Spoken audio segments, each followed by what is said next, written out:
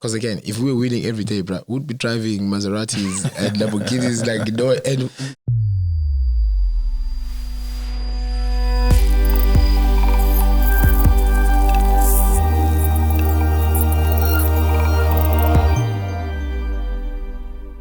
In today's episode, we chat to Aubrey Mnisi about Africa's autonomous future.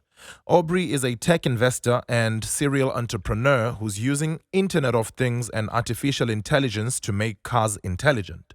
Aubrey is also the founder of Black Unicorn Venture Studios, co-founder of SWE, founder and CEO of Sensorit, among many of his ventures. Let's dive right in. Oh yeah. Ladies and gentlemen, girls and boys, welcome to another installment of the Citizens Podcast. I'm your host, David Mohale, and I have an amazing guest by the name of Aubrey Mnisi. Aubrey, how are you doing, my brother? I'm amazing, my brother. I'm doing good.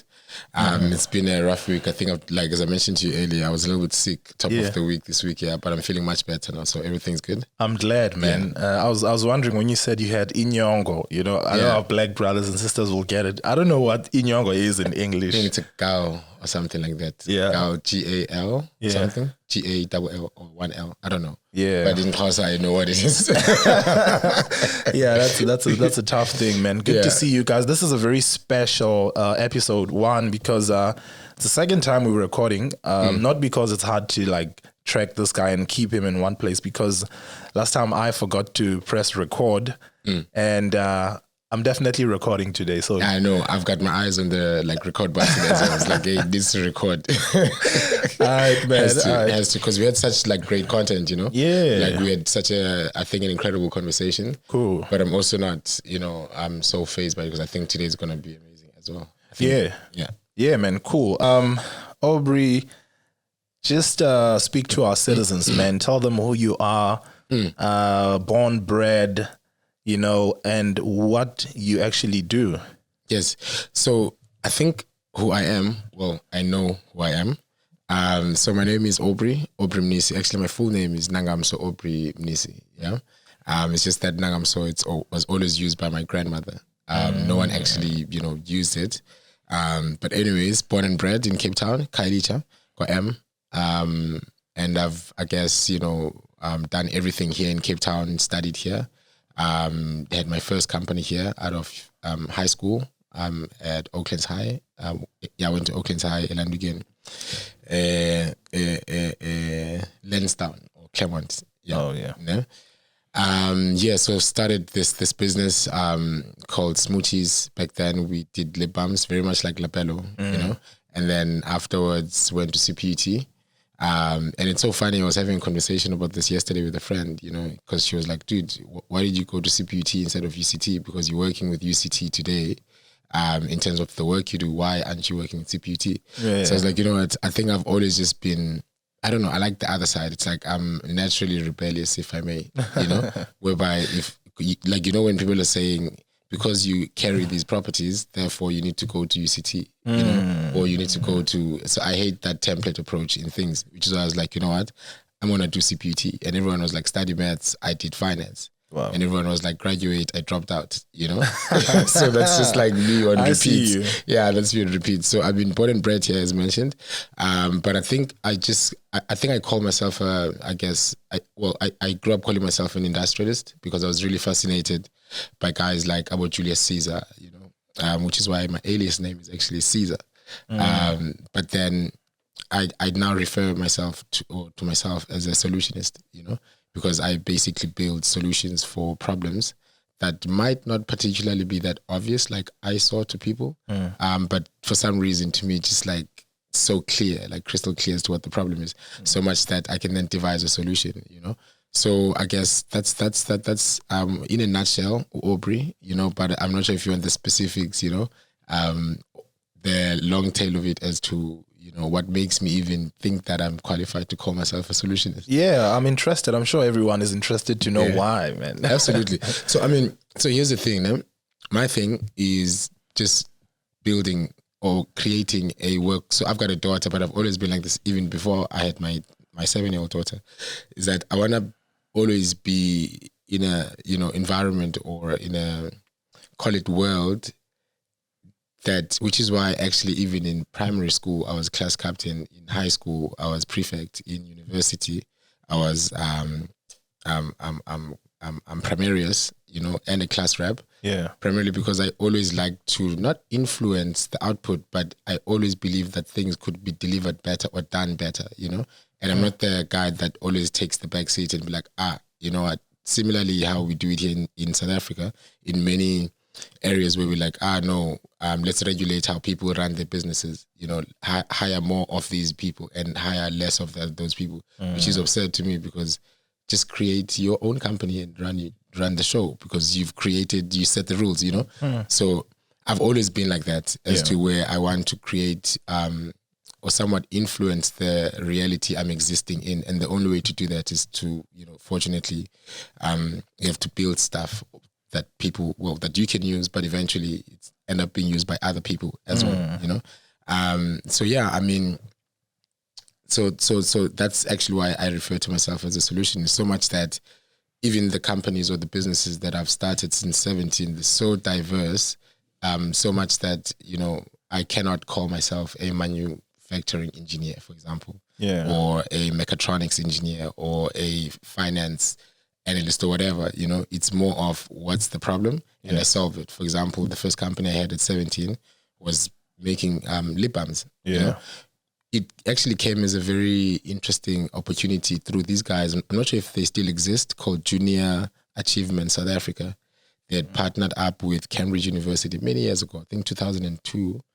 And they picked like the top students in the Western Cape. And I was fortunately one of those guys to put them into this business development, this business skills development course, which is where I picked up, I guess, the natural instinct, or what ended up becoming very natural and inherent to me, of business, whereby you just understand what needs to be done for the thing to work, So from that, the output of that was, so summary, we were 40 of us, broken into four different groups, with mixed from different schools.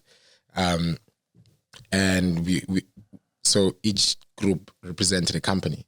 And those 10 people within that group were a function in a business. So you had your CEO, you had your marketing person, you had your finance guy, you had your operations manager, you had pretty much everything that you need for you to run a business.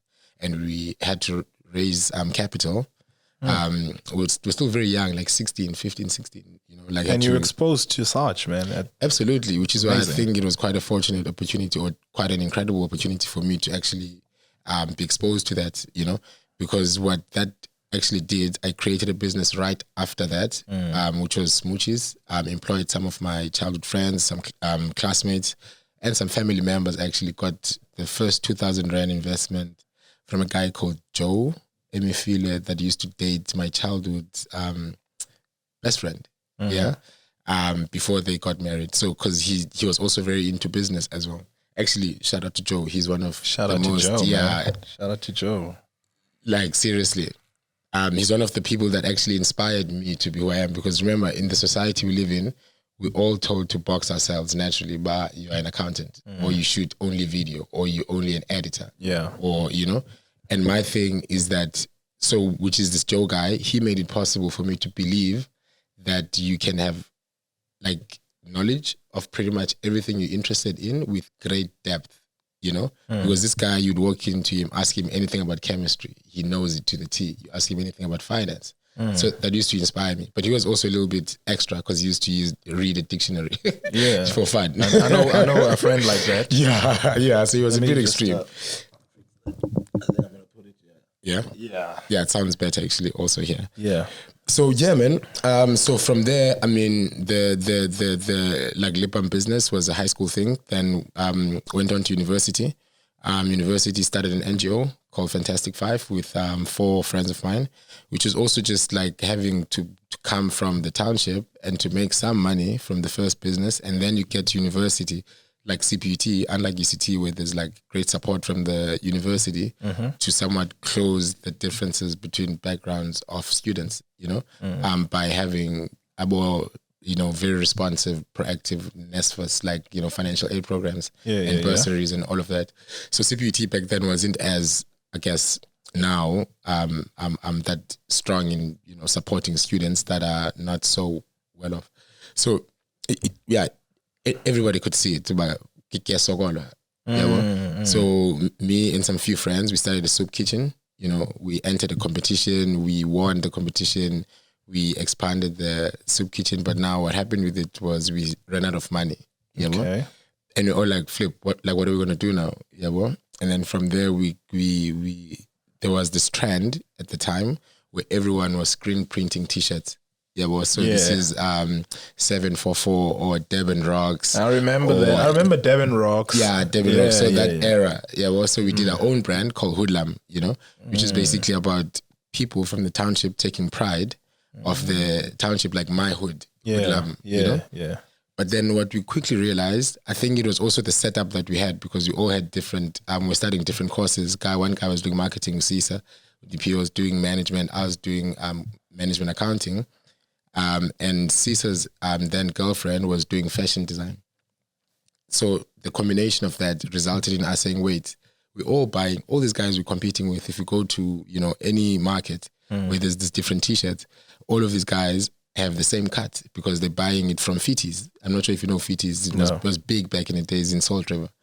Everyone is buying the plain t-shirts and then just putting their own creative, ideas onto it, be the logo or be the design or whatever. Yeah. But they're like, wait, what if we can make the actual t-shirt? Have the brand, the Hoodlum brand, which is the screen printed t-shirt, but also create our own, t-shirt. So we started buying actual fabric, Wow. And then we'd do the cutting, the making, the trimming, like CMT, we'd put that, but we first did it for ourselves. Then we printed on top of it, and all the competitors were like, dude, where do you guys get these t-shirts? Yeah.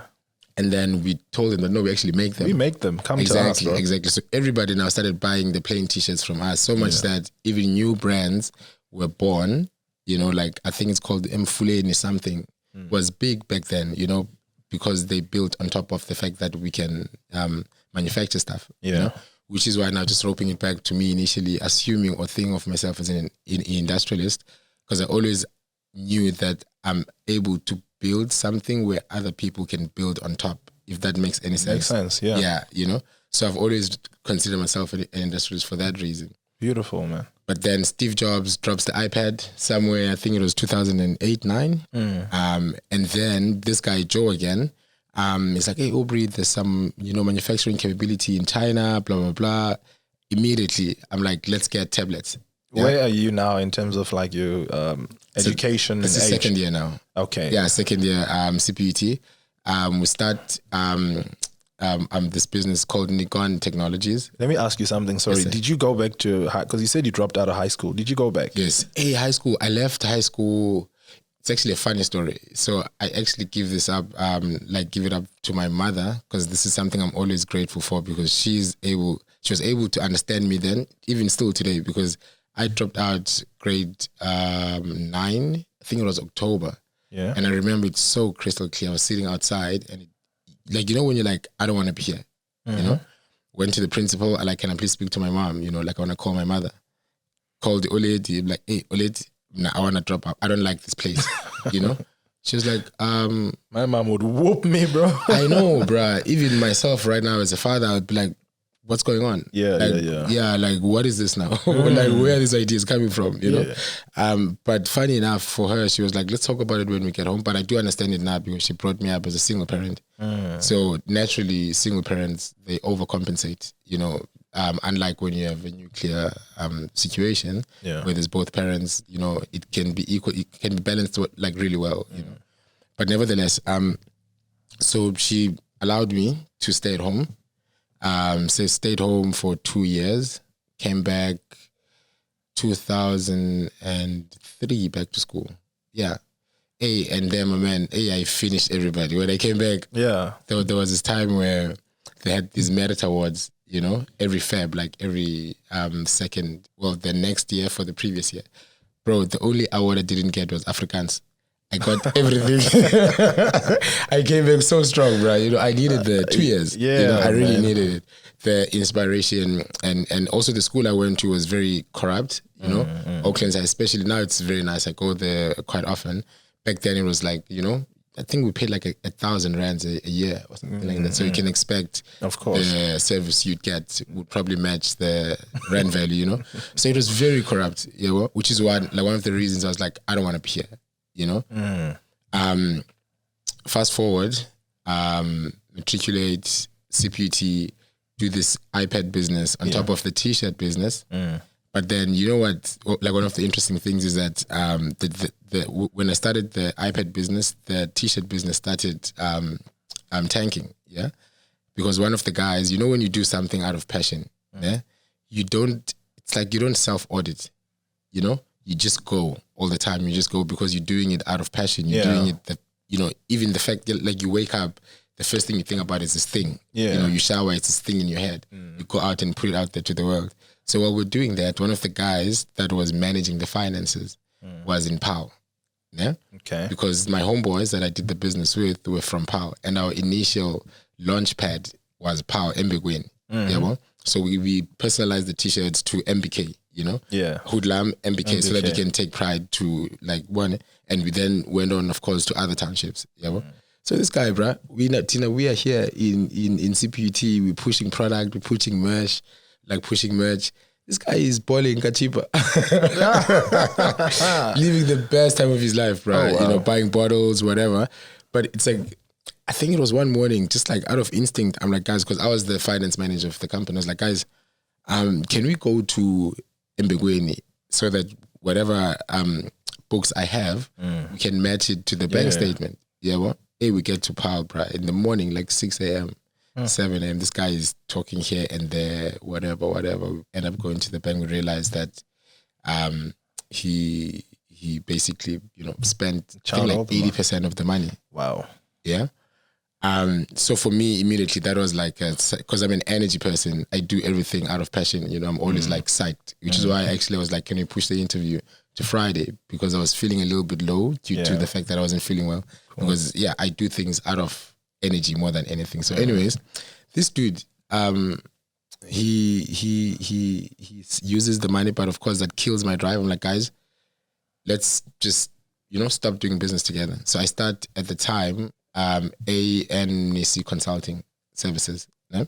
So I had all the catering companies at CPUT and at UCT as my clients because I used to do books for them. Yeah. Like I used to help them with management accounts. I was actually very good at it, come to think of it, because I serviced literally most of because my target market was catering reses, Yeah. And I know those guys, they struggle because I was ended up being close friends with the lady that owned a company that was catering in my res. So I understood the problems that she had, I was like, let me start a company here. This was third year now. Yeah.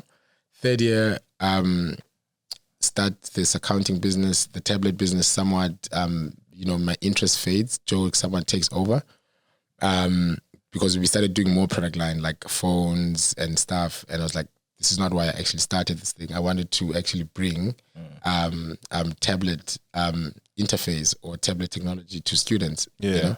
I didn't want to sell phones. I wanted to sell. So I'm very specific all the time with why I'm doing something. Okay. So when that reason wasn't matched, I was like, hey, Joe, do you mind just running with this thing? I'll just run my accounting firm. I'm still doing third year. Then third year, I get disowned by my family. Yeah. Because, as a black person, they always expect you the moment you finish school to go to work. Of course. And I always knew I'm not the working guy. I've always just felt it. It's not my thing. So I called everybody for a meeting. Hey guys, have something to tell you guys. Now that I've graduated from my diploma, I don't think I want to go to work. I want to do business. They're like, dude, we don't have money. What are you talking about? You need to work. Yeah, you need to work, save up, then do the business. That's the logic of a black parent, Yeah, of course. Or most parents, as a matter of fact. Well, I take that back. I'm not like that as a parent. I'm like, do it. Yeah. But it is the narrative. I mean, I grew up hearing the words, finish school so you could work. Exactly. You need to finish so that you can work. So the work things. It's like ingrained in your brain so much that it creates, which is why I didn't graduate, because I had so much anxiety that the moment I get that degree, they're going to start looking at me like, dude, where's the money now? Where's the thing? Because we sent you to school. What's up? And I was like, this is not a good idea. Yeah. I'm not going to finish my BTech. So anyways, They disowned me third year because I don't want to work. I moved back to a res, stay like a res. But then something weird happens. I think it was March. I get a call from a company called Bluekey Software Solutions. Like, hey, we've got you. I think they got my name from the dean's list or something like that, but they had hunted me. We've got a position as a junior accountant. Come through. Yeah. Like, okay, this is interesting. Didn't have any money. I'm still at school because that's where I could actually stay. Like for me to have a roof over my head. Yeah. Res was actually my best bet for my fourth year. So I get this gig. It's in Rondebosch. Well, at the time it was in Claremont. Kill the interview, bro. Both interviews, get the job. But now the most amazing thing, which I think shaped or changed my career or even how I perceive my career, in this company, they had this thing called an open door policy. Yeah. Where you could literally just walk into the boss and tell him how you feel. Yeah. So I talk a lot and I express a lot about how I feel because I'm a very passionate person. Yeah. You know? Me too. Yeah. So I like best believe if I feel a certain way about something, you're gonna know. Like I'm gonna tell you because I'm not like I like to be lightweight. I don't like to drag stuff. So that company is perfect for me. So anyways, I walk in, I'm like, hey dude, listen man, there's these guys that I keep on coming in and out here. Yeah, boy. And I'm sitting here, of course doing the junior accountant function, but I actually wanna be like those guys. Yeah. Dude's like, okay, those guys are actually engineers. Yeah, boy. For you to do that, you need to be an engineer. Okay, cool. So what does it take to be an engineer? Yeah. You know? It's like, well, you need to know this, and this, which is programming. It's like, okay, challenge accepted. Then, fortunately for me, I still had my student card. Went to university, back to, I attended in the evening, actually, because I took my BTech courses in the evening, but I'd registered full-time, but I attended part-time. I see. Well, so this is how you found time to still run businesses and study. Absolutely, So because I did school in the evening. In the evening. Yeah. Because I was like, how, when? So the first year I was in school, like 95% of the time in class. Second year, third year, I was never in class. So much that I met a girl in Claremont that I met on to realize that she's in my class. Yeah, well, and she's never seen me. I've never seen her as well. She's like, wait, like everything that you're saying you do sounds so familiar because that's what I do as well. Yeah. Like management accounting. I'm doing, like, these are my lectures, blah, blah, blah. And my lecture, as a matter of fact, is at 6:15. I don't know, I think it was like in the day. I'm like, no, that's my lecture. too. Yeah, me too. It's like, are you kidding? I'm like, dude, I'm really good at self teaching, I guess.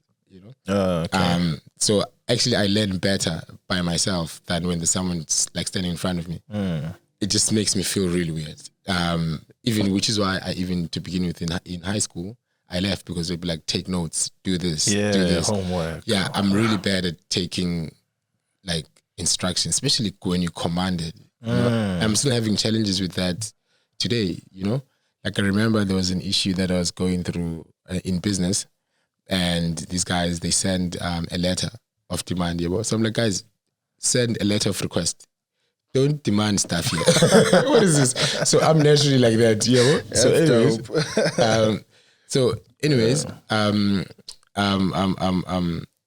so fast forward, working for this company, Bluekey, I learned engineering. I learned software programming. Yeah. Where do you learn software programming? Books. So I took some books at the library, some visual, I think it was Visual Basics or Visual Studios back in the days, VB. Yeah. Yeah, VB and .NET were a thing. And ABAP was also a thing. Yeah. So learned a lot of that. I mean, within a year and a half, within a year plus, I've gotten my SAP application associate certificate, which is like a test you'd write when you've been in the business for like 7 years. Well, at least 5 years. Oh, I see. Like you need to have experience. You know, it's like doing your CIMA, like your Chartered Institute Management account. You need years on the job, of course, for you. So it's similar to that. But I aced it. You know, passed, got my certificate. Then I interesting story. I'm staying in Orbs at this time, and I have a landlord, one of the most incredible guys, Sylvester, his name, which is the guy that helped me a lot in my career, actually. So this guy comes through in my apartment to change a bulb, like a corridor bulb. So we had like, I think it was like a shared house, and there were 4 of us staying in the house. So this guy comes to change the bulb. So he sees, so I had this mind map. So I'm a very visual person. Yeah, well, I draw stuff, I write stuff. Like if you go to my house right now, wherever there's glass, I've written. Because I'm always like on creative mode, I guess. So this guy is like, dude, what is this? Yeah, well. So I explained to him. So I called it the World Domination Plan. Yeah, well. But hey, I'm gonna do this, I'm gonna do this, I'm gonna do this. Yeah. Like, dude, why aren't you doing it? Yeah, well. I'm like, no, I'm still saving up because I'm working for this company. And I was badass at the time in the company. They even got me a car. It was all branded and I liked the job, you know? Yeah. It made me really happy. So anyways, this guy is like, okay, so why aren't you doing it? I'm like, no, the reason is that I'm actually saving up, yeah, well. So he's like, if I would give you the cash, would you do this thing? I'm like, hell yeah. Following day, went to my job, resigned, yeah.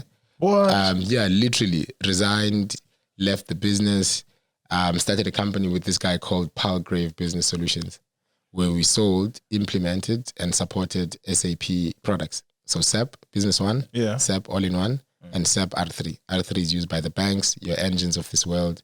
Business One is used by your Cape Cookies, your City Logistics, like the smaller companies. Yeah. And you've got your All-in-One that's used by your Porsches. Like the Porsche in Century City, for example, uses All-in-One.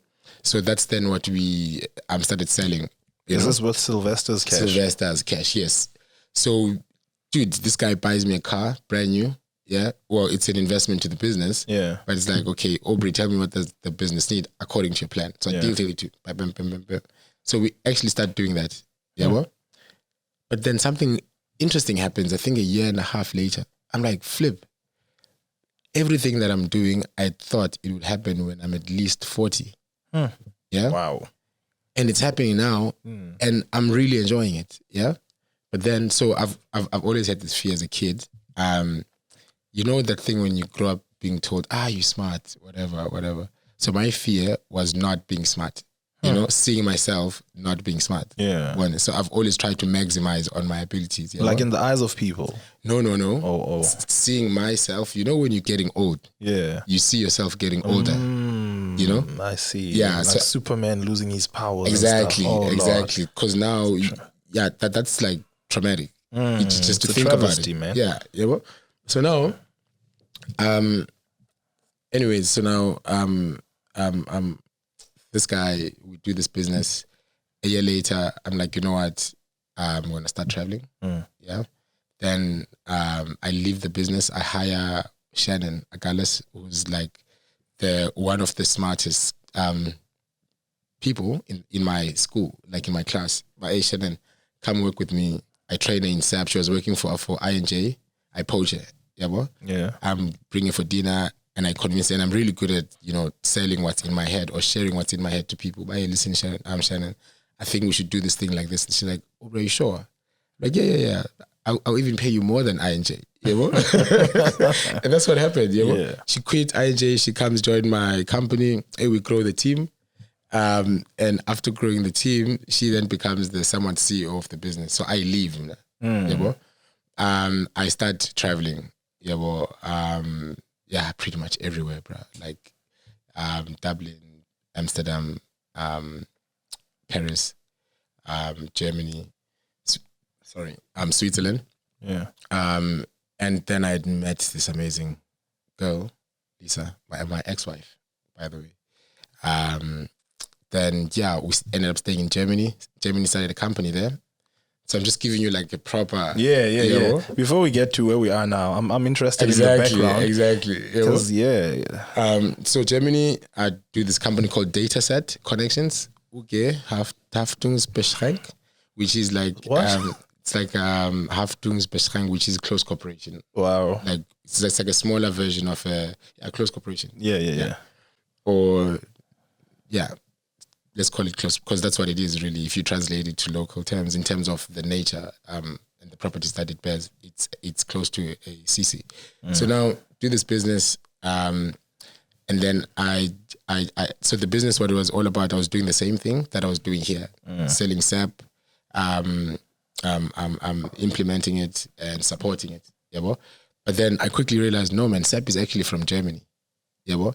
And this thing here, you walk into a boardroom, it's like 60-year-olds because they've been in the business for that long when it started, which is like in the 80s. I'm like, I don't like this thing. Then I combined my enterprise experience with mobile development, because mobile applications were becoming a thing. This is now 2013. Yeah, 2013, mobile apps were becoming a thing. Steve Jobs just dropped the iPhone. And then it just changes how we interact with devices. Everyone wants to build mobile apps. So I started learning programming for like mobile phones. Then from there, I started gaining interest in this thing called adaptive workspace, because I'd noticed that there's people, there's machines, and there's the software for you to make anything. You know, there's the person that's going to operate the machine, then there's the machine, then there's the software that tells the machine the basic required parameters for it to basically produce the thing. But I was like, these things are meant to work together, but they're not working together. You know, like there's no ways that when the machine's done, it tells the human, for example. Or when the order is created in an ERP system, the machine knows that it's going to do this order. There's no communication between They need to work together, Absolutely. So I created this integration layer that combines the three. And around about the same time, I pitched an idea to an investor in Hamburg. And this guy's like, dude, you crazy? I think you need to leave Hamburg and go stay in Berlin. But there's this thing happening in Geneva, and I'd like you to invite you to it. So I go there, meet these two guys, Ben and Radu. Ben and Radu, the one guy I think was electronics engineer, and Ben was like more like a mathematician than anything. But he did physicist than mathematician, but he did engineering like mechatronics at EPFL in Lausanne, Switzerland. So, anyways, meet these guys. We learn about each other. They tell me about their business. They're trying to connect the world to China in terms of their manufacturing capability. But the issue is that there's like so much of rework, you know? So every time they send a product to be made in China, it comes back. Oh, yeah. Because of the defects. Because they were sent to a customer, comes like, it's like, this is not what I ordered, or this thing doesn't work. But then my system inherently was addressing quality control. Right? Because when you're combining these things, you somewhat have this digital auditing ability you have into the workflow, you know?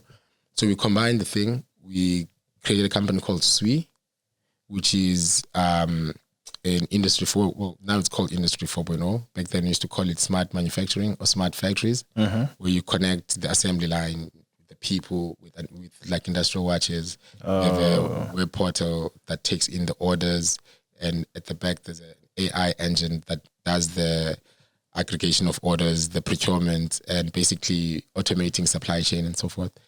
So ran that in Germany, Switzerland, China, scaled the company to about 40 people, within about 3 years. And then I was super excited to bring the company here to SA, because I was like, flip. What this means is that, so what the company meant is that, or what we were solving, is that there's this whole, buzz that fourth industrial revolution, we're going to have 1,000 million billion devices connected, blah, blah, blah. Like I remember smart homes were everywhere. Exactly, smart bikes connected, watches connected, cats connected, everything connected, right? So my question was, or our question was, who owns the IP, right? Is it still Steve Jobs and Bill Gates and Dell?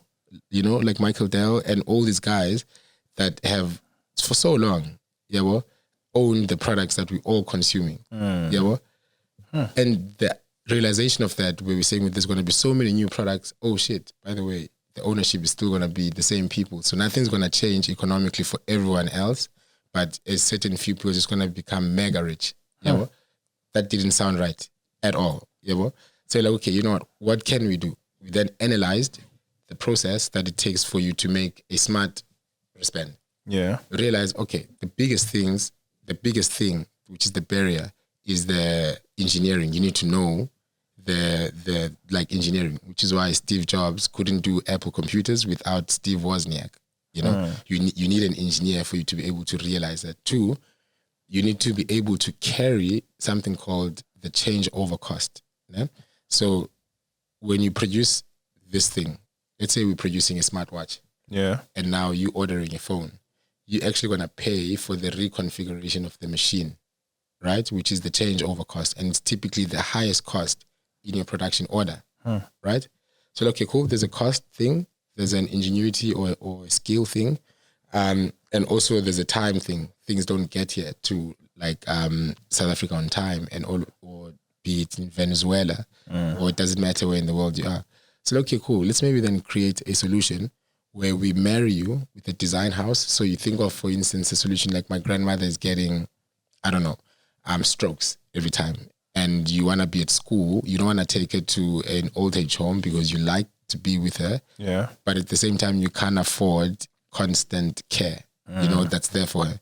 So now you want to have the quickest way to respond to whatever that she wants. So for instance, if you can pick up much earlier, predictively so when she'll have a heart attack or a stroke, you could send someone, or that could notify the response unit. Yeah. Be it the doctor for like like for like old people or like whatever. But you can't do that if you don't have what I've just mentioned. So we're like, let's match you with a design house that's gonna help you realize the thing. Okay, the watch needs to be like this, whatever, and here's what needs to go inside it, the type of components that are needed in terms of the electronics. And then they give you as the output of that exercise a batch of files. Yeah? These files are Gerber files without sounding too technical. It's like your files you'd need for you to produce something. For instance, there's a process called pick and place when you're doing a phone, where you picking the component from something, you place it on a board, So that's based on XY coordinates. So you'd upload a file, which is an XY coordinate file, it's called. So that's what they give you. Yeah? So now what we then did was combine that with a web portal. So then that output, you can upload it into our website, and then we connect it to different factories, where we can then route that order. And of course, there's things that matter, like how far is the supplier of components needed to make the thing from the factory? How far are you from the factory? Like basically reverse engineering that to match your desired delivery date. Wow. So super excited. So you can imagine what this means. Yeah, this is big, man. I can imagine the amount of research done. And yeah, I mean, we did this with FU Berlin, Freie Universität Berlin, with EPFL as well.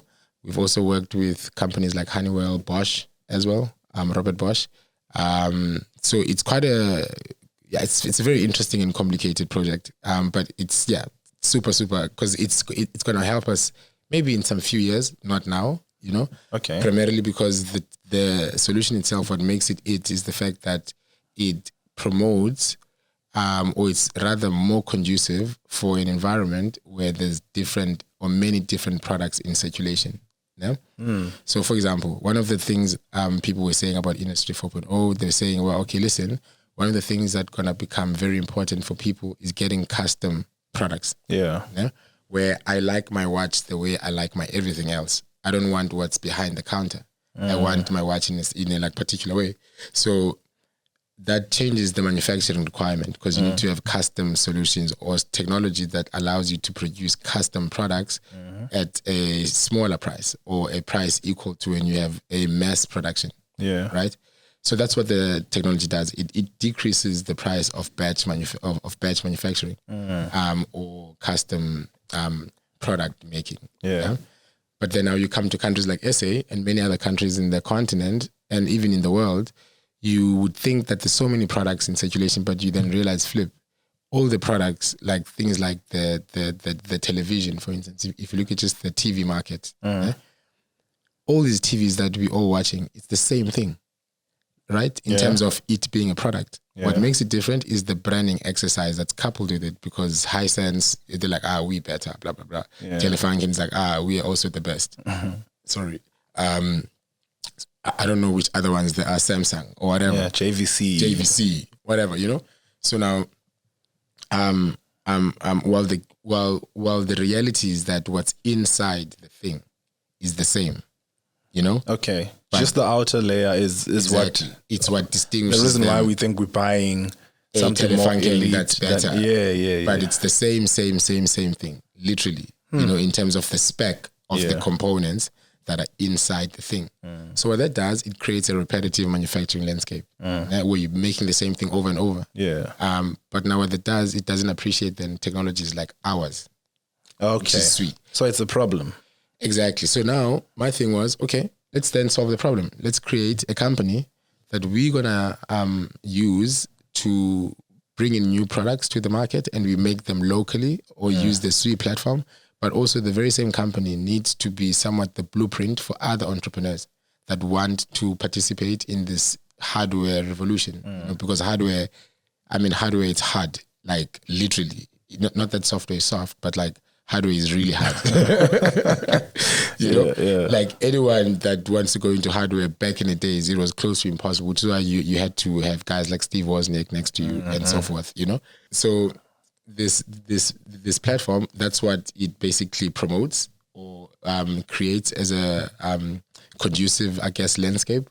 So I then created a company called Censor It. Yeah. Censor It, well, it's mainly... I want to know, wait, before you go to Censor It, I just want to know about SUI. Is it flourishing in South Africa, or are you... So you spoke about it solving certain problems in the future, not now. But where is it now in terms of impact in South Africa? So in SA, our efforts really... I think they somewhat from my side diminished, but because I've started focusing on Censor It. Okay, you know? cool. And the other reality is over 90% of small production or batch manufacturing is done in China. By like, because in China, you know this, I'm not sure if you've been there. So I've stayed there for like a year and a half. I wish I could go. It's crazy. Shenzhen, my man, like I used to stay there, like I stayed there for a year and a half. Let's take a block of flats if there's like, say 4 blocks. One block is factories, the other block is like residential. The one literally, and you've got these people working on rotation. Yeah, I can imagine. So, which is why they're like the best, I guess, landscape for our technology to be appreciated. Yeah, you know, because we went and go pitch it in Chinese Shark Tank. You know, we got some investors on board and stuff. It was really cool. So many years ago. So anyway, so started Censor It. Censor It, yeah. Yes. Let's talk Censor It. So Censor It. So I've moved back here. What does Censor It do first? Censor It is an IoT company that innovates in the automotive industry. Internet of Things to those who don't know what IoT is. Absolutely. So the whole thing when you started was I used to get irritated every time if I'm coming from Europe or anywhere else in the world and I come to SA, because I used to hire cars when I was just moving back here because I wasn't staying here for a long time, you know. So I drive a car like a Clio, like the new Clios, and this thing just has Bluetooth and aux. And then you go drive a Clio in Germany. Yeah. This thing has lane assist. That's smart. Don't smart. I'm like, yeah. Funny, this thing tells you when you're leaving the lane unintendedly. Same car as the one. Same car, same year of manufacturing, but of course to keep products or make products affordable, you don't want to add more stuff into the vehicle so that it increases the price of a Clio here. And here, like, there isn't so many incentives from the government that, incentivizes people for buying cars, for example. Like in Germany, you get some nice tax, but depending on how you move, you can move around it. But anyways, so I was like, the main reason for this is that we're looking at technology and the car as the same thing. It's not the same thing, but that's how we've always seen it, that if I need the latest tech in a vehicle, I need to buy a new Mercedes. Yeah. You know, if I want the latest tech.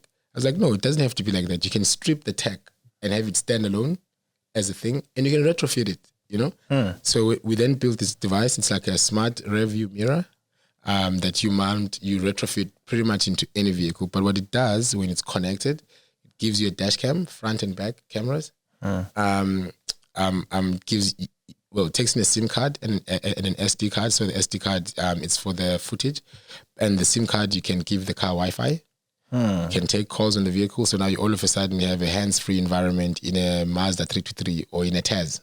Oh, nice. Yes. Like a hands-free environment. Because what you also do is it takes over the surround system of the car, like the sound surround system. Yeah. You know, of the vehicle, meaning that you can now play music from the device in the vehicle. So all of a sudden now you can play your Apple Music. Like you're streaming stuff in a Tez. Exactly, in a Tez. You can play Spotify, you can play Tidal, or whatever streaming of your choice. You know? This is interesting. Yes, well, at the same time, it gives you all the safety features where if you change lanes unintendedly, it tells you.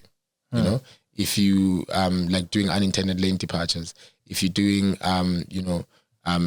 things like forward collision warning, when we pick up based on, so we use machine learning, but of course the point to the end consumer, it needs to be simple. It's not complicated, but what happens in the background is actually quite crazy, because what happens is that if you've got two cars like this, so we do velocity computation as to, okay, this guy is going at 2 kilometers per hour, and he's been doing this for the last 30 seconds, or let's say 5 seconds, which is my car, while the car in front has been maybe doing 25 kilometers per hour for the last 7 seconds. So if he continues behaving the same way, I continue behaving the same way, we'll probably collide, right? So the device actually tells you, it gives you a forward collision warning. Wow. So it comes with all the bells and whistles in terms of a technology standpoint. So the idea was that we want to democratize access to advanced technology in the automotive industry, right? So that you don't have to be super rich by the latest Mercedes-Benz 2020 for you to experience the current like technology. Yeah. And it also has a display, like a head unit display, so you can use maps, Google Maps. So now you have Waze. Nice. Now you have Waze in a Mazda. And if you, for instance, take that to a much more commercial application where it's an Uber, for example, you can actually run your Uber app in the thing. So meaning you don't have to have two phones, how it is right now, where you have two phones at the same time. You can actually run your Uber app in the device. Take calls from there. So that minimizes the rate of road traffic crashes. Yeah. But now this product is our flagship product. Yeah.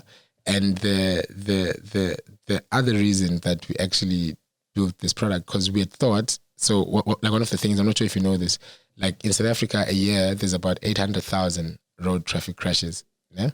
So this is people colliding. That's a lot. That's a high number. Yeah, it's a big number. In Germany, it's 4,500. Yeah. Is that in a year? In a year. Yeah. And that affects locally those crashes 2 million people. That's as big as Botswana as a country. Because Botswana has 2 million people. Sure. Right? And the amount we spend from that a year as the citizens, the insurance companies, the government is about 143 billion rands a year. It's like $10 billion. That's a lot of money. That's a lot of money. Exactly. So our thing was, what actually is the issue here? So our immediate assumption being, of course, a bit, I guess, I'd say ignorant. We then assumed that it's because South Africa is corrupt. So people are on the road, qualified, but not, trained. So people, they have driver's license, but they can't drive because they've given someone 3,500. They bought the license. Yeah. And that was your assumption. That was my immediate assumption, because what can cause these crazy numbers? Yeah, people can't drive. People that can't operate the machinery. Because the car is a machinery. Yeah. You only have such numbers if you can't operate like machinery. Yeah, it can't all be drunk people. Exactly. It can't all be drunk people. It can't all be Easter weekend. And then we're like, maybe it's because people have licenses, but they can't drive. But then what you realize is that, no, man, the experience is so disconnected, because the consumer is in 2022 driving a car that's 2010. And like, what happens in 2022? Try and break up with the girl as a joke. Yeah. Driving out of work. By the time you get to Spa, she's DM'd you. She's probably called you like 100 times. So, and you didn't have all of these mediums 10 years ago. But the car you're driving is from 10 years ago. It's not from today. So now our thing was, let's actually make the thing one thing, like one connected experience, which is why we then developed the device to mirror the experience you'd have from your connected life, but have it in the vehicle itself. Wow. It's like a time machine. You're bringing an old car to the future. Exactly, to the future. Beautiful. We don't have to see technology in the car is the same thing. It's not the same thing. Yeah. Like a car is a box, So that's censor it. Yeah. So as we've been, running the business now, it's been 5 years. Quite a few interesting things happen. We're approached by UCT. And UCT is like, hey, you guys seem to be, working in the same space we have interest in. We have, this IP that you can use to build self-driving cars, self-flying planes, self-flying drones, and all these things. Do you guys want to partner with us and, you know, commercialize it? Okay. I mean, makes interesting. Made sense, you know, and it was super interesting. But then my thing was, I don't want to build a self-driving car as my thing, you know? And the reason for that is there's this misconception that the end product of autonomous technology or autonomous systems is a self-driving vehicle in the African context, which is not the case. It could be the case in maybe America or Europe, where it will be highly appreciated, the thing as a product where it self-drives itself. Yeah, because I think they're ready for it, almost maybe. Like almost ready, you know? But here, my view is that what's actually more valuable is the technology that makes the car self-driving. For example, if you break it down, what makes a self-driving, like a self-driving car self-driving? It's an intelligent vision system, which is using radar, laser, and optical, which is camera, to analyze the environment. Then you have like a neural network, which is the machine learning bit that's like, now I need to slow down. Now I need to, you know, be quicker. Let me turn here because as per the maps, this is my destination, you know, and be able to maneuver itself as a human would, you know? Yeah. And then there's the drive-by-wire kit, right? Which is the thing that controls the throttle of the vehicle. So back in the days, you'd have like a mechanical movement. So if you press brakes, for instance, it's actually a very pull and push type of, lack of a better word, method or situation you are doing. So when you brake, the old cars, like a 2010 car, actually you are pushing, and then that applied pressure is then, you know. Yeah. But now with cars today, it's all sensor based, you know. When you push, the pressure applied is actually picked up by a sensor. Then it tells the car, the throttle of the car, as to it should increase the speed by this much based on the applied pressure. So what that means is that you can actually now control the vehicle if it uses sensors. Make it self-driving. Hence, cars are self-driving now. So you can make any drive-by-wire car, by the way, self-driving car. Yeah? So that's that. And of course, the smart control system, like what you'd have, for instance, with a Tesla card where you tap to open, you know? So we're like, okay, let's take the intelligent vision system and purpose it for our problems. So for instance, there's an issue of potholes in the entire country. A big one. A big issue. So for instance, one of the things that our intelligent vision system is called amehlo.ai.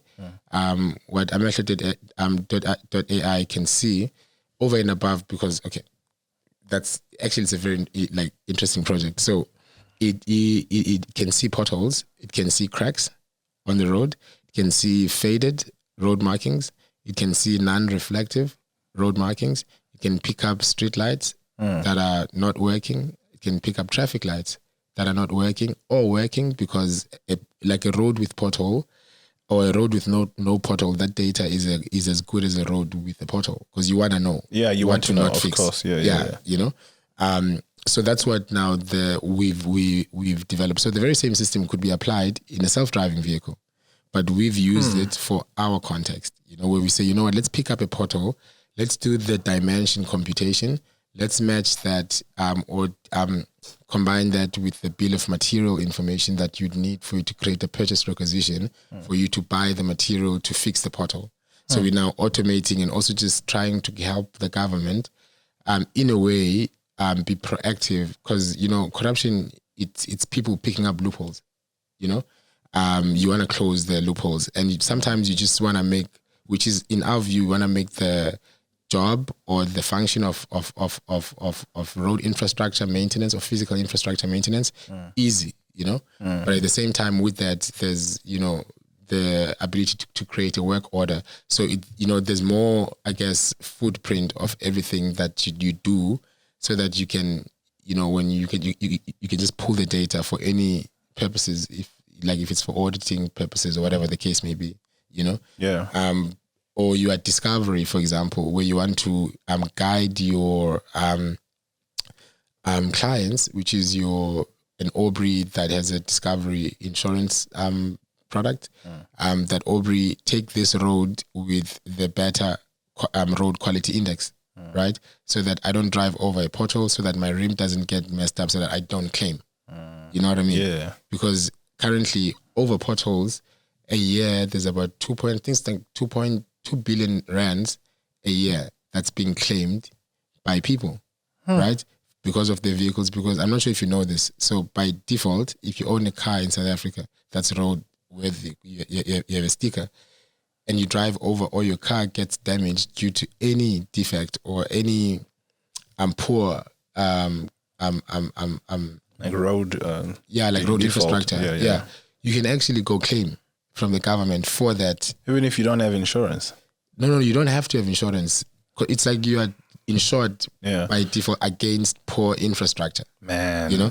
But of course it's extremely difficult to prove the case, you know, which is why people would just like talk to the insurance companies, because the insurance companies are the ones, you know, which is why Discovery is actually running with the thing, because they're the ones that eventually pay the guy that's claiming because his rim bent, you know, and he needs a new rim or whatever the case may be. So, or a ways could also be someone that could use our platform where they actually use our API to then display the potholes for you, build a navigation route or a destination that has a better road quality index, you know.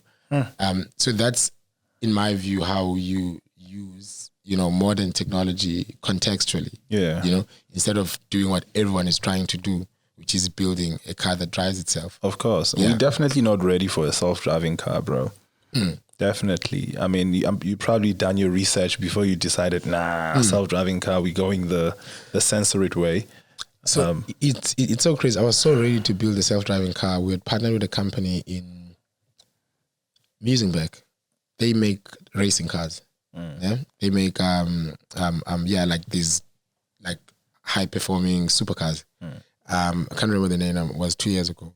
But the CEO of the company is called Jody, yes. So Jody was going to help me build this car, which I'm still going to build, because, you know, what we're doing, the end result is a self-driving car, because you need data for you to have a self-driving car, like data of the environment. And train the model on localized data, which is what we have. You know, every corner in Cape Town, every condition in the street, how people move and walk, you know, so that the machine can respond better to those environmental behaviors, I guess. So that's the end goal, but that's not a fight I am excited about, because there's far more pressing issues that we can actually solve with the very same technology than us, you know, again, building a self-driving car. No, we love our cars in South Africa, and if you tell me that I can just buy any car and just turn it into a smart car, I mean, that's exciting to hear, man. Is this a business that's ready for the market yet? Absolutely. Okay. So you can go to Sensory's website right now today, and you can order the product and we'll deliver to you. You can it's a very easy installation. But if you're uncomfortable, we have technicians spread across the country that we've trained, similar to the DSTV model, where we train people, they sign up, we send them a package of the things they need for them to be able to install a vehicle. But it's pretty easy. But that's like a way of us creating employment, you know? I see. Because the installation process doesn't need you to be an engineer. It's almost like plug and play type of thing. Yeah, it's like plug and play, but you want to make sure it's neat. You want to make sure that it's not, you don't have like cables flying everywhere. You want to make sure that it's part of the vehicle. So our installers can guarantee you that. You know? So Aubrey, I want to talk about, I know you wear many hats, and you started a lot of companies. It blows my mind. So I'm just letting you speak, because if I ask you about these other companies, we're gonna speak for 2 hours. But I really want to I want you to touch on as a Black Unicorn Ventures. Yes. I mean, it's an exciting idea, and I also want you to tell us, like, dude, where do you find the time to like implement all these ideas? Because you said it's ideas written everywhere and they all come to life. Absolutely. And how many companies have you started, bro? I think I asked you 3 questions there. Yeah. I mean, so maybe let me take the first one, Black Unicorns, yeah? So Black Unicorns Venture Studio is like a venture builder, you know? So it was actually inspired by, there's these 3 brothers in Germany. They're doing something called Rocket Internet. Yeah. So what they do, they treat technology like fashion. Yeah, they travel the world, they see the trends, they go back to Germany, they build. That's why Uber doesn't have that much market share in Germany. In Germany, okay. Yeah, like they have Lieferando for Uber Eats, they have My Taxi for Uber, you know. So they shop, they go out, they shop, but then their magic trick is that they've got, it's like they're treating building a business like an assembly line. Yeah. So they've got everything that you need in-house. Yeah. Product managers, project managers, software developers, hardware developers, lawyers, accountants, business modelers, financial analysts, everything you need for you to build a startup, they have it in-house. So they just bring that idea and like, guys, present, they do that. So our model was inspired by that, where we've also built our own assembly line, but how we've built it is that so a friend of mine, me and a friend of mine, we actually started Black Unicorns, me and Kyle Carter. He's from Atlanta. So funny, we clicked because I used to mentor startups at Wex in Woodstock at the Barclays Rise. Oh, that's where we are. Yes. Yeah. Absolutely. So I used to mentor startups there, like Howler. I used to mentor Howler was out of the same spot. Okay.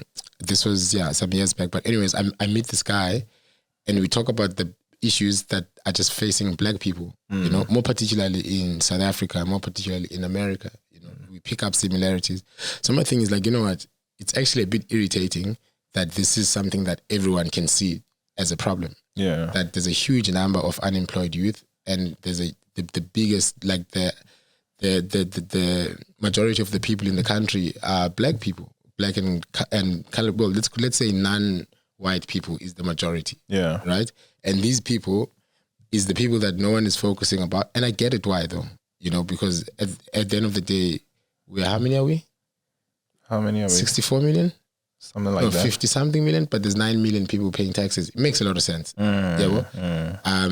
So nevertheless, like the focus for me was kind of like misplaced, you know, in terms of everyone coming out saying, we want to help the youth, we want to create businesses or help entrepreneurs, you know.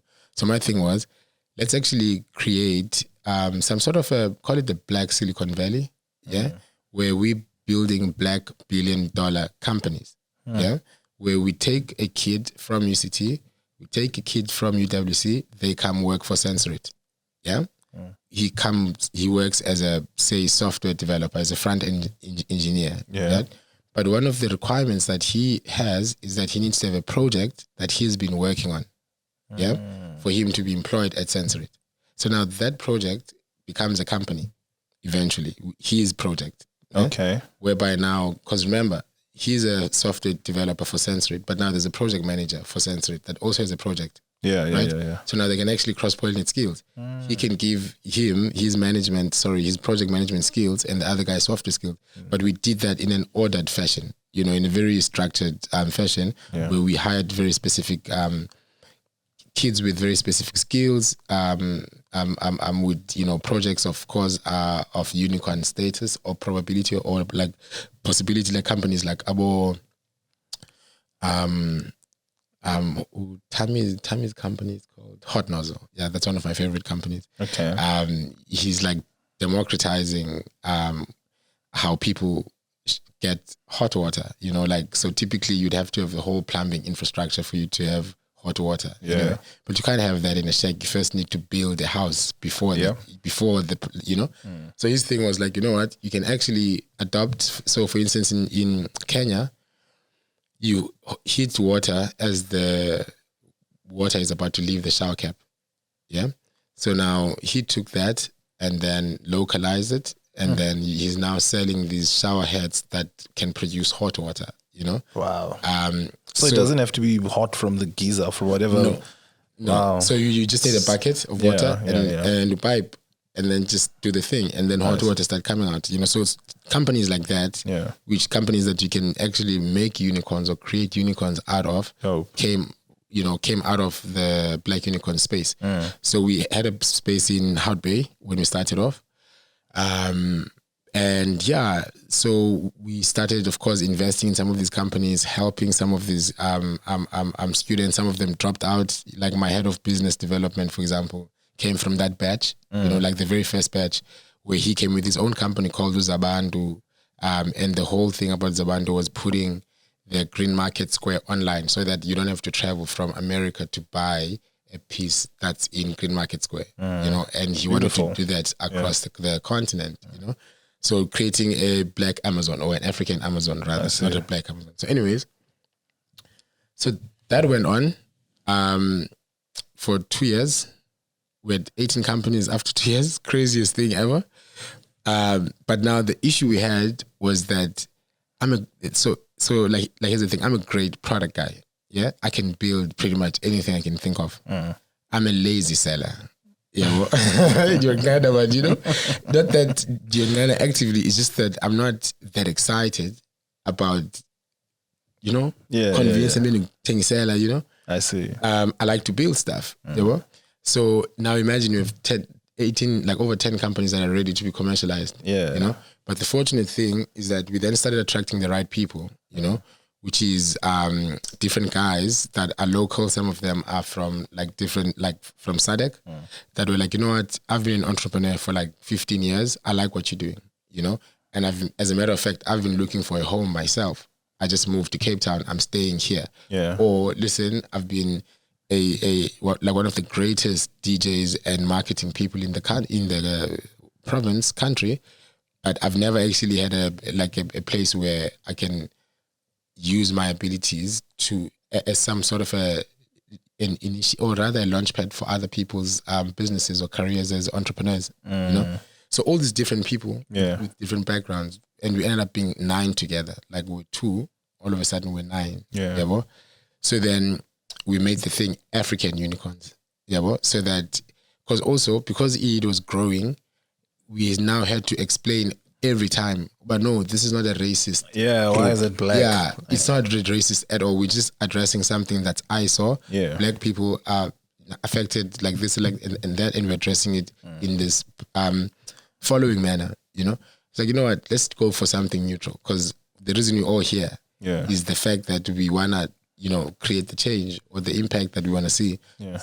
Let's call it African Unicorns. Yeah, because we want to elevate Africa at the end of the day. Absolutely. Then AU was then a thing, like African Unicorns. 3 years later, it's three of us now. So the dope thing about that assembly approach, I was explaining to you, is that everyone came with different skills, in terms of their leadership. But the downside is that those skills are actually obtained from jobs or companies that they have, meaning that they are already consumed by something. Yeah, but they don't have all the time in the world to see this thing through. And for me, I actually created it. I want to see it through. Which is why I'm still on with the 2 other guys that I'm pushing it now with, and we've been on it for the last 3 years. That is beautiful, bro. Yeah, so that's what African Unicorns is about. So talking about seeing it through, I just maybe in closing, if you could talk to our citizens. Yes, I sir. just want to know, your story is very inspiring, man, from dropping out of school and coming back, being disowned by family, traveling the world, and here you are uplifting people through, African Unicorns. It's really dope. So, but how do you see all things through? Because I have young innovators in my life that I can't mentor because I don't even know what to tell them. Like, how if there's a young man out there with a lot of ideas that he wants to implement, how do you get them implemented? Because you can't have ideas and think, if only one of them can make it, I'll be good. They like your brain children, and you want to see them grow. So how did you do it? Because man, it's incredible. Here's my thing. I think for me, I don't know. It's like I know that what I do works before I even start doing it.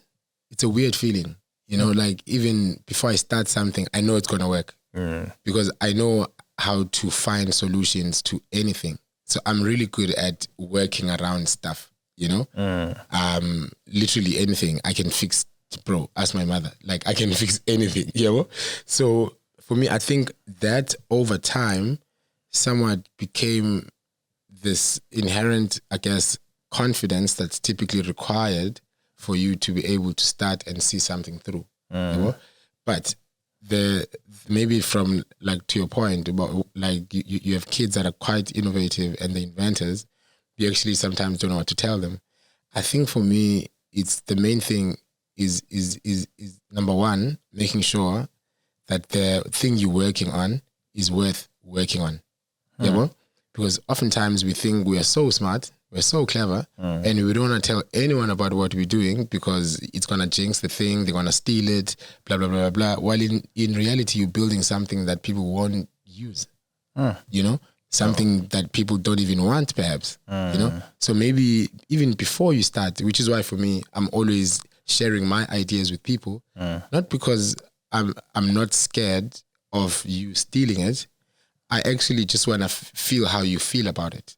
Am I not crazy? Yeah. You know, because we can be stuck in that as people that are creative where you think you're right all the time, you know? So it's good to get feedback, more particularly from the people that will use the thing. Yeah. You know, sure. Before you invest much of your genius or ingenuity to the thing. Because when you do that, it won't work and it's going to kill your ego. And you don't want to, like, you're not going to want to create again. Of course. Because now you associated in your head failure with creation because you've done this thing once and people didn't like it or it didn't work out.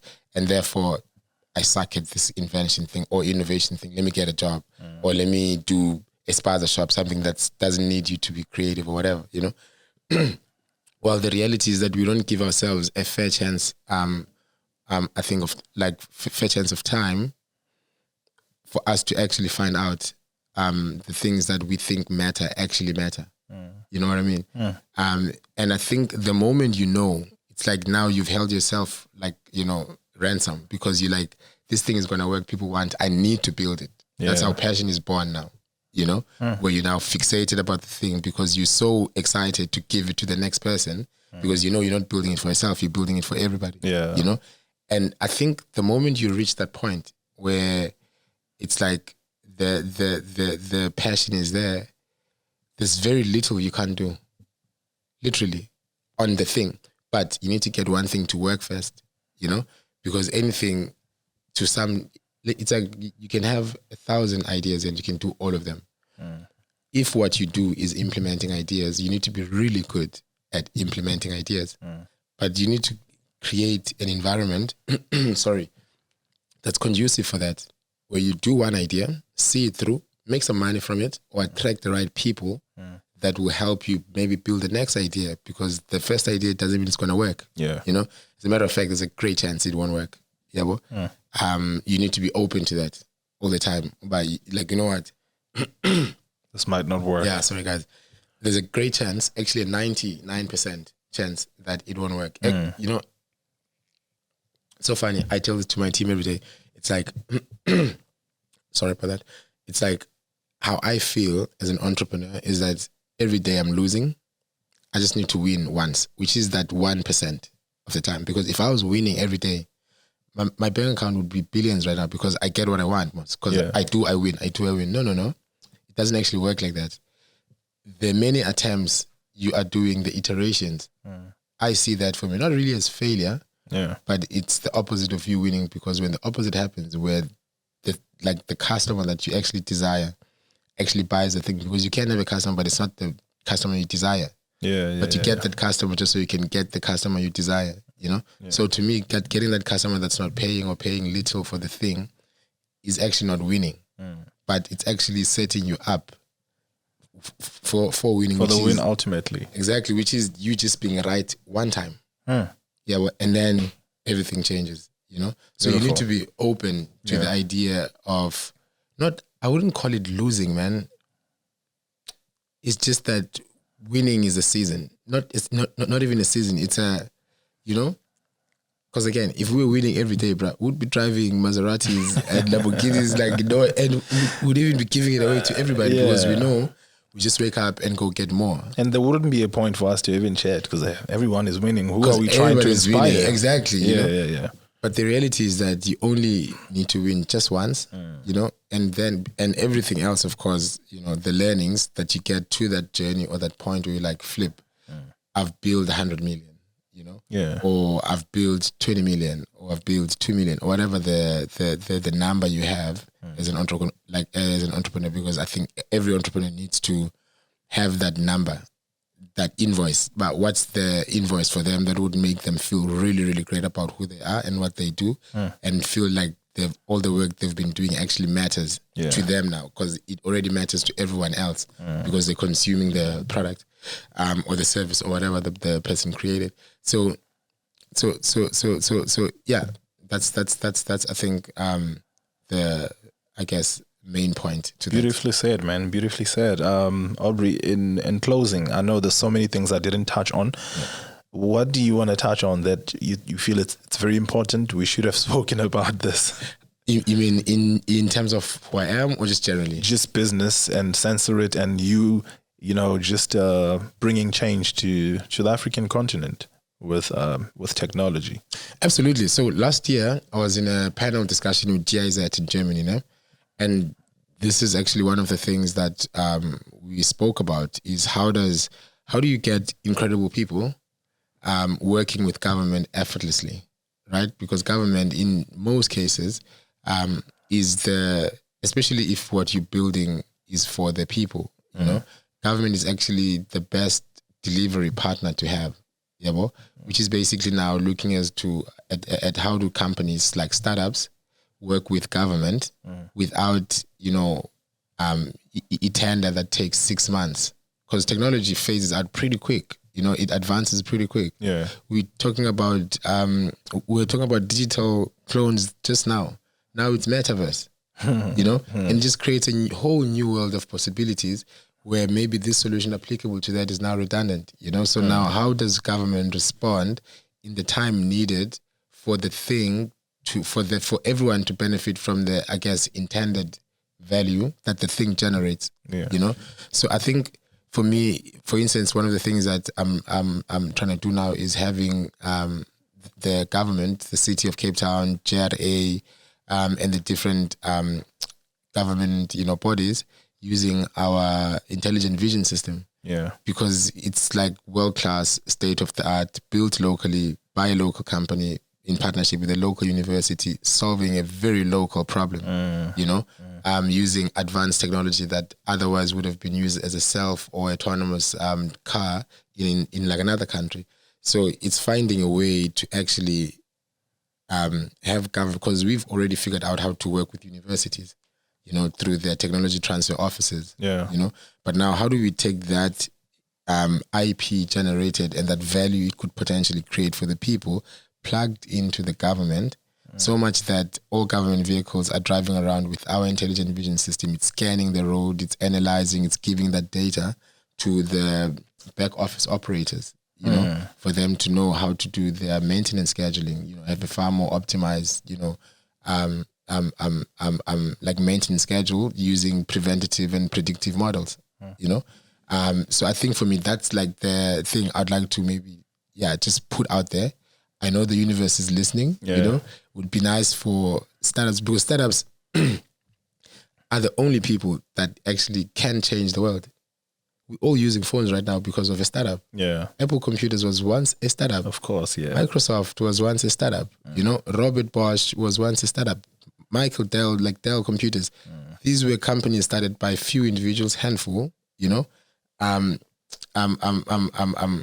and now they, have scaled across the world, but we need the right conversations happening, between universities, between the government and the startups, because that's like the trio that makes everything work. You see this with how Silicon Valley became Silicon Valley. It's through Stanford gaining interest in the startup ecosystem. So much that if you're Steve Jobs or Steve Wozniak, for you to go validate your idea, you'd have to go pitch at Homebrew. Homebrew, which was a like Stanford club for hardware guys, and there were investors there and all of those things. So a lot of that is still missing here, which is what will make, I guess, a big difference if we can just switch that on, where we can say, let's maybe create programs that will work better for procurement where startups are concerned. Maybe let's have a category for novelty. If a solution has novelty, it then maybe goes through a 7-day whatever process, instead of having, like that whole procurement process taking 1,000 million years. You know? Wow. Guys, you heard it from Aubrey himself. That was a lovely chat, man. Thank you so much. Thank you for having me, my brother. Censorit.io. Yes, sir. Where do people find you on the socials? Aubrey_Mnisi, I think across all socials. Okay, Yeah, cool. Aubrey_Mnisi. We back with the bang, I told you. We'll see you on the next one. Thank you so much, Aubrey, man. I appreciate you, bro. Thanks for doing this. Thank you so much, Ron. Right. Yeah, lovely to be here.